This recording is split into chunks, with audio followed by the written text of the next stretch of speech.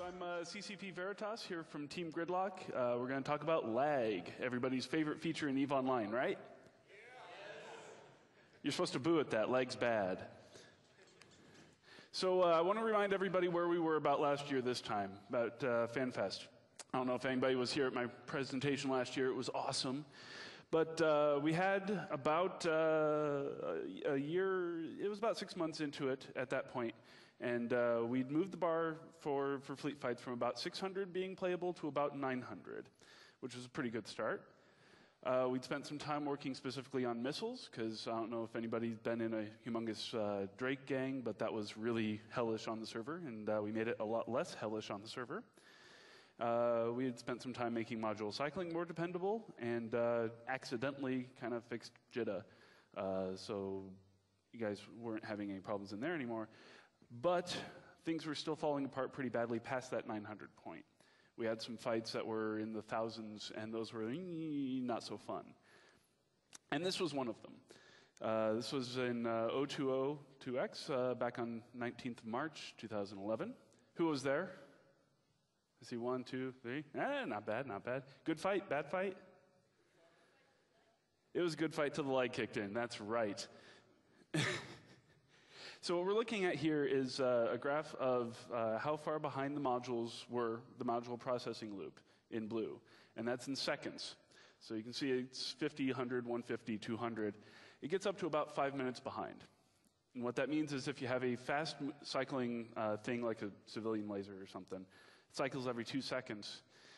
But in that situation, it's going to cycle every 5 minutes and 2 seconds. Not exactly cool.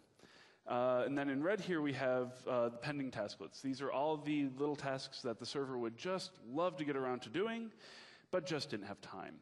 And that got up to about, what, 150,000? And each one of those roughly translates to a request from a client. So push a button saying, I'd like to shoot this dude. The server says, get in line.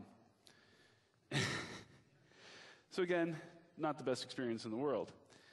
And this is a graph I showed last year as well. This is roughly how long those tasklets were waiting to be processed in pretty volcano colors. And at the extreme there, the little arrow, those dudes were waiting for about an hour and a half. So that's a request to like log out or shoot somebody or something like that, and it just sat there waiting for a while. And that's not cool. But I want to go real quick about how that came about. And because this is an interesting war story. For the thing that was causing that was fetching names of people in chat channels. So the server that was responsible for seeing where your ship was and saying who shot who was also responsible for telling you the little names in the chat window. And it was doing so during the session change. So you're jumping in, the new server says, I need to tell this dude all of his names. And it would wait until the end of that to complete the change. So it would queue those up.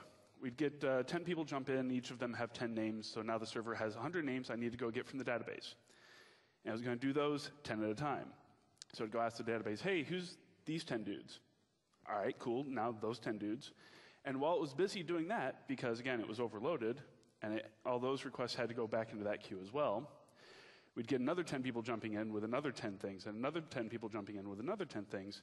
And you can't do any processing while you're waiting for a session change. Just the way things are architected, that's how it works.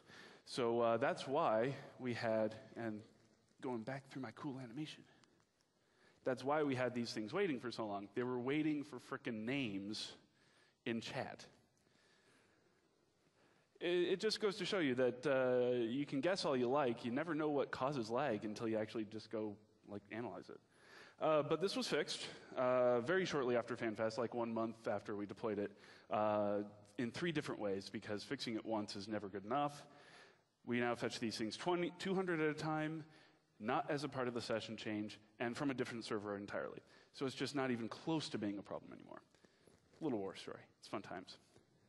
So after we did that for a while, the team transitioned over to work on something we call client-side dogma.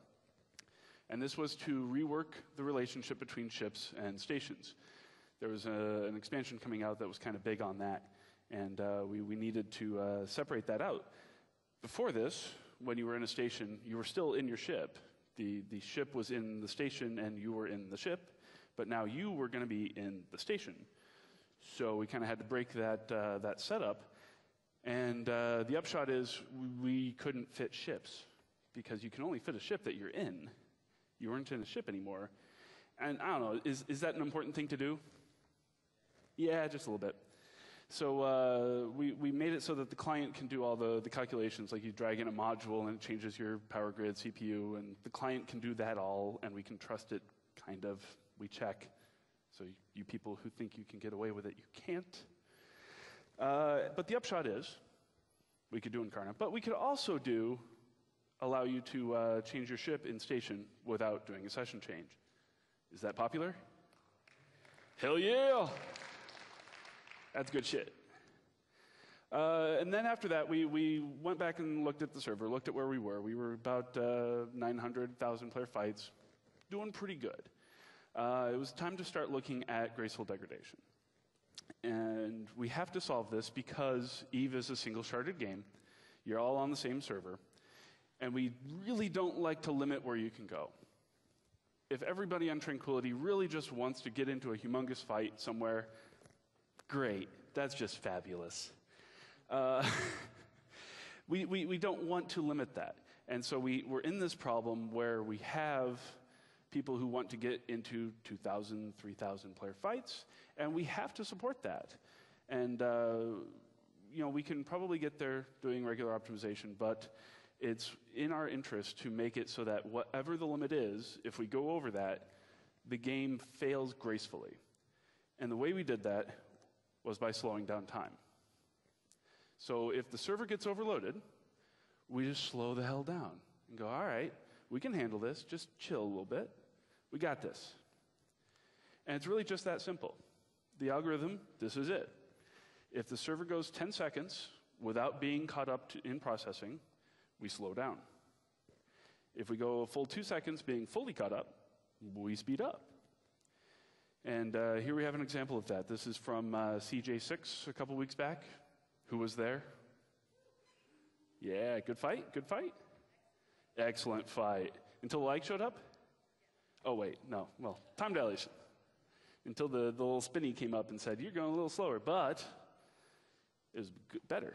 So as you can see here, in the orangey, browny poop color, that fight ran at about 20% time. And that was, again, with about 1,900 players. So similar kind of fight to 020 last year, similar numbers, large amounts of capitals on the field in both, large amounts of fighters and that sort of thing. Interestingly enough, there were Tengus on the field this year instead of Drakes last year. I guess y'all getting too space rich for your own good. But let's look at the comparison graph.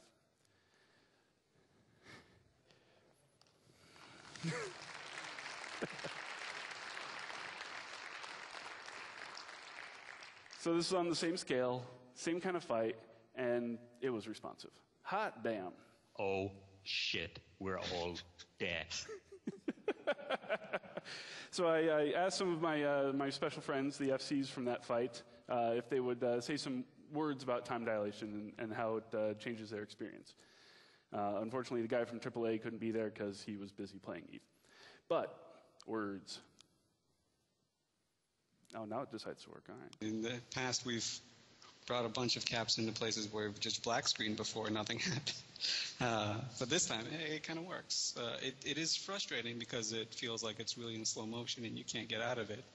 But then when you realize that the alternative is black screening and dying alone in the cold for 4 hours, then you kind of get a little bit of appreciation for the TiDi. That's Elise from Pandemic Legion. He knows all about black screening and dying alone in the cold. We have some words from the very enthusiastic Mr. V from Goonswarm. Nowadays, there's no risk jumping into a system, whereas in the past, a lot of the strategy involved how do you not black screen on loading. That's absolutely true. I used to spy on you guys just for funds, and you'd set up like 6 or 7 sinos and then hope that the defenders would pick the wrong one, and you'd be able to sino into the other one and get all situated. You just don't need to do that anymore. You can jump in, it's going to work. Yay. And what should you have to say? You can trust about 2 trillion ISK to being confident that you can jump into a system and fight it out, whereas in the past it was a gamble. I don't know where he gets the 2 trillion ISK number for. I've seen him gamble more than that, but it's a lot of damn money. And it's pretty cool, I think, that folks are willing to put that in a line for fights these days. It's a good place to be. And of course, because we're dealing with Shadow, he has more words. So I guess today, we play large fights just as we would small fights, because we don't have to worry about half the fleet suddenly disappearing or not loading, or emergency warping and dying to a small Bammer gang who were probing out crashers or whatnot. You play the game just as you would, no matter of the numbers, which is really good. Thank you, Shadow. I apologize, Shadow, if I got the translation wrong. I think you said bombers and not bammers, but I don't know. Maybe you like Alabama. Yeah, so it's working pretty well. So what's up next for the next year? Because the server's in pretty good shape there. You see he's chilling out on the beach, getting some Mai Tais or whatnot. So we're moving on. We're going to look at the client for a little bit and get the client in better shape. So our main goals there are to reduce the heavy load, or the load in large engagements. This is your fleet fights, things like that. The frame rate's just a bit lower than we'd prefer. And we'd really like if you were able to turn on effects and turn on brackets and have that all not suck. So we're looking into things like that. And in addition, we're looking to just generally increase the smoothness of the client. There's some places and some operations where you push the button, client just hiccups a little bit, and then your stuff comes in. And that's just not cool. We want the client experience to be nice and silky smooth and very nice. Along with that, crashes, because crashes are not silky smooth. So we're fixing those. We've got a lot of them down already. We've got a new crash reporting system in that's showing us where it hurts, and we're killing those. And while we're at it, we're addressing some minor usability issues that come along with this. We've done some stuff recently with the overview. For instance, dealing with how it locks when you hover over it. Does anybody take that survey? There was a survey about that. Oh. Well, the people who took the survey seem to like it, so I'm assuming everybody's happy. Is there? No? You should have taken the survey and told us why you weren't happy, because we're going to go look at those responses and make them happy. But because you didn't reply, you're not going to be happy. Ever. So for example, one of the things we did recently for the client was looked at text processing. When we were analyzing the performance of the overview, it became obvious that we were spending too much time dealing with text, both on the processing side and the rendering side. Now we have, I don't know if anybody's customized their overview to the point where they get little color tags and stuff in there. But we use a HTML-like language that isn't really HTML, but it's not really anything else, and we can't use any off-the-shelf processor. We've got our own code. It was in Python, and if anybody else has done Python string processing, you know it's not the fastest thing in the world. So we went in, rewrote that all down in C, and it's super happy fast, and that's all much better. And on the rendering side, we were looking at changing the paradigm entirely on how text is rendered. And what we have here is, on the right, a printing press. If nobody's seen a printing press before, that's kind of what it looks like, a plate from it at least. And that's what we were doing. When we had a piece of text that we wanted to render, we took a piece of texture memory and put in all the letters, as you would if you were doing a plate, and then said, okay, now when you want to display that text, here's your plate. So every frame you'd go, bam, there's your text, bam, there's your text.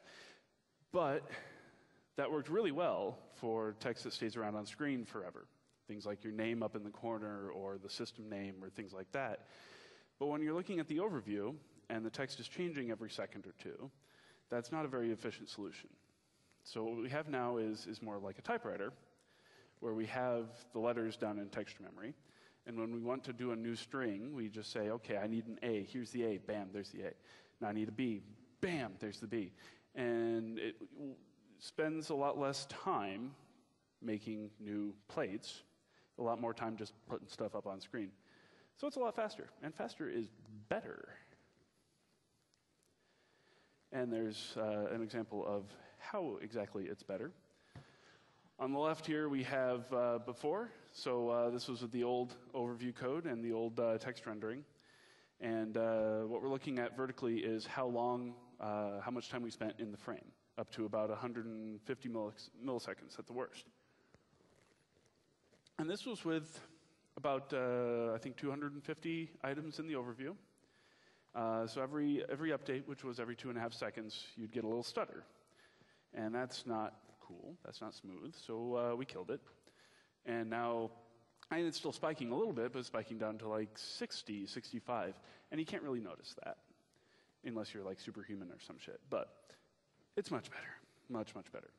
And what that allowed us to do is, because we weren't having these hiccups anymore, is up the update rate of the overview. So it was updating every 2.5 seconds. Now it updates every second. And if any of you fly really fast frigates or something, I'm sure you've noticed. Anybody notice that one? All right, there's the frigate pilots. Right, so what to expect this year? More of that. We're going into different areas in the client, weeding out the horribleness and making it all just very silky smooth and very, very good. A lot fewer crashes. CCP Snorlax has been going over those like a crazy man, just getting all the reports in, going, oh, yeah, it's right there, fix. And just generally a smoother experience in the client. As well, we're hoping to bring down the memory usage of the client, which I believe is a major barrier between running more of them. So hopefully by the end of the year, y'all will be able to multi-box a whole lot better. And who doesn't like multi-boxing? You don't like multi-boxing? No, who does? Hell yeah, more of that. I run 3 myself. It's good stuff. But we're not quite done with the server. It's in a pretty good place, but pretty good isn't good enough. So we have a couple projects on the plate for making it even better. And the first one I want to talk about is called Brain in a Box. This is to do with all of your skills in your brain and how they work. And the way you notice it in the game is through jumping and undocking, and these things are very expensive on the server, including switching ships, voluntarily or otherwise. And it takes a lot of processing. If you're jumping around 500 dudes, if anybody here's been doing that, you know that it kicks in time dilation pretty heavily. And a vast majority of that load is tearing down all the skills in your brain and bringing them back up. And that's really wasteful and not cool at all. So we're going to put them all in a box. Another server is going to take all the stuff in your brain, boil it down. Well, not boil it down. That's a bad image. Wrap it gently in foil. There we go. And put it in a nice blue box. And then the server that's dealing with your spaceship just has to deal with that box instead of your brain full of books and all this crazy stuff. So that should be pretty cool. That should solve the problem of jumping around large numbers of people and make fleet movements a lot better. And the second one we want to tackle is called Destiny Dispatcher. Now, a significant amount of time in large fights is spent telling everybody about everything that happened. So what we have here is a good example of what we call an n-squared behavior, where we have n number of things happening and about n number of people to tell about it. So we have this situation where every additional ship is more than just a small amount more load. It's a small amount more load, plus we need to tell everybody else about everything he does. So it grows more than just linearly, and that's not fun. It's really unavoidable. I mean, if you're sitting in a fight, you kind of need to see what's going on. That's not optional. And it scales poorly, like I said. As it goes up, this becomes very, very dominant. But the saving grace is that this is a prime candidate for multi-threading, which is something that the Eve servers don't do yet, but I'm hoping this will be a great pilot project for that so we can make use of more modern multi-core architectures. I'm sure everybody has a multi-core machine sitting on their desk. Our servers are obviously multi-core. We need to use it better, and this will do that. So that's all I've got. If anybody has questions, I've got a lovely, attractive mic runner here, CCP master plan. If we can bring up the lights so nobody dies. Fantastic. We got this mic.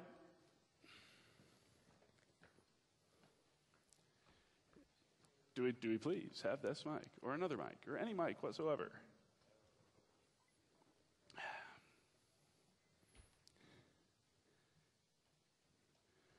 Da, da, da, da. Flip the switch, master plan, geez.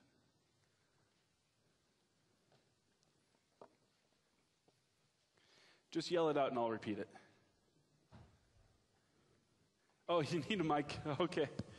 I guess my voice isn't good enough for him. You're saving it, okay.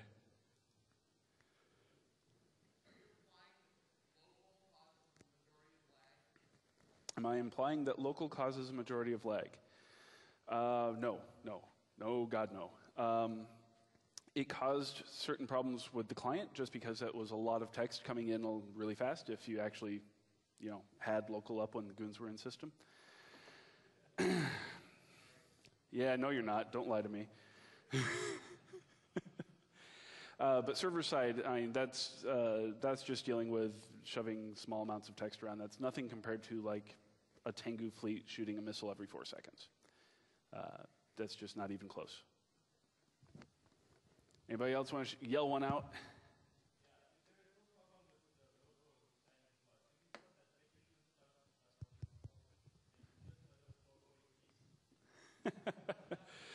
The fine gentleman would like to know if there's no problem with local spam, can we stop petitioning it so they can spam in peace? No, and you're a horrible person. 1, 2? Oh, yeah. We got a mic. Yeah. It's not really a question, but I would like to thank Veritas for doing a lot of work and working closely with CSM in regarding that issue, as well as constantly listening to all our bitching and mourning and going, hey, there is a fight, come, get some data. Yeah, thanks for doing all that. And if you guys also having large-scale warfare, just, try and report it, and he'll take a look at it and keep improving on the system. Oh, I want to echo that backwards, in that the CSM has been really helpful for letting us know when humongous stuff's going to happen. So we got a lot of 0-0 guys in there, a lot of the leaders and such, so they know when stuff's going down. So they just phone me up on Skype and are like, hey, dude, we got data for you. So it really helps me spy efficiently. Not like in the game spy. I'm a humongous Care Bear. You don't have to worry about that. But I like looking at your fights because it's fun. Yeah, I hope you guys got a lot of questions. I finished early. We're going to make the Eve TV guys work for their money.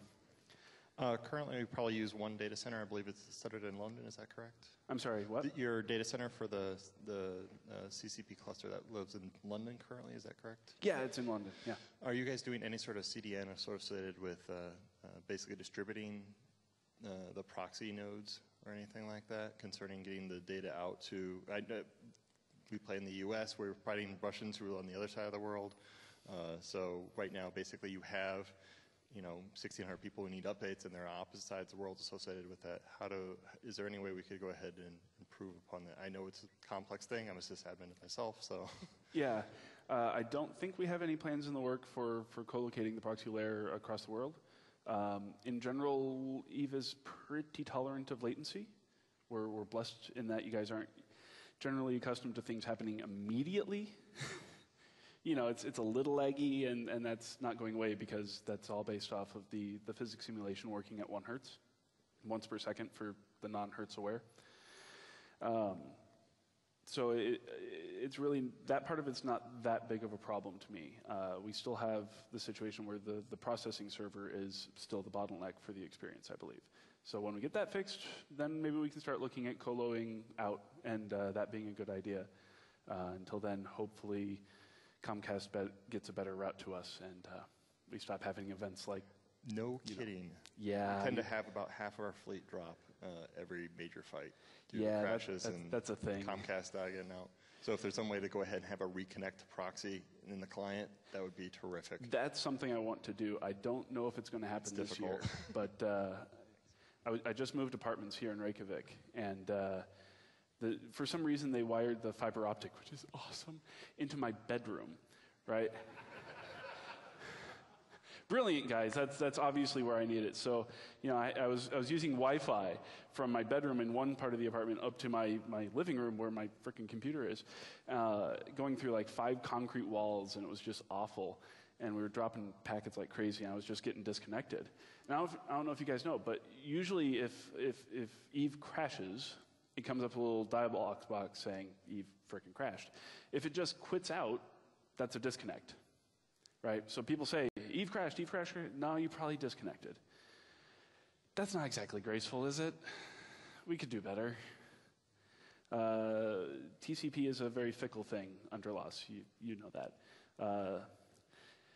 It is what it is, right? And we need to be better about retries and trying to reestablish the connection without making you guys log in again. I don't know if we're going to handle that this year. I'd like to, but we got stuff to do, dude. Yeah, what's up? My question is, what are you going to do to make time dilation more fine-grained? Because when we are on a 30 people room and some faggots are blobbing 10 jumps away, it's not really pleasant. Yeah, absolutely. And that comes down to time dilation being at the machine level, not the machine level, the node level. We run 4 processes of Eve on each machine, and each one of those can have anywhere from 1 to 400 solar systems, right? And the time dilation is for the node. So if one system in that group all of a sudden has a fight, suddenly people, the whole node is going to slow down. And that's because the load is shared at that level, and that kind of needs to happen. But there are things we can do. And again, I don't know that we're going to get to it this year. I'd like to, but hopes and dreams and all that is being able to move systems around dynamically. Right now, we can take a solar system and move it to a different node. We just have to disconnect everybody. And especially in the case of a fleet fight, that's not very good because the side that's about to get pounded just won't log back in. And that sucks. We like it when you guys kill each other. So there is some work we can do to make it so we can take the affected solar system and put it somewhere else. And that will alleviate the time dilation for everybody else. That's the ideal solution. And hopefully we'll get there sometime.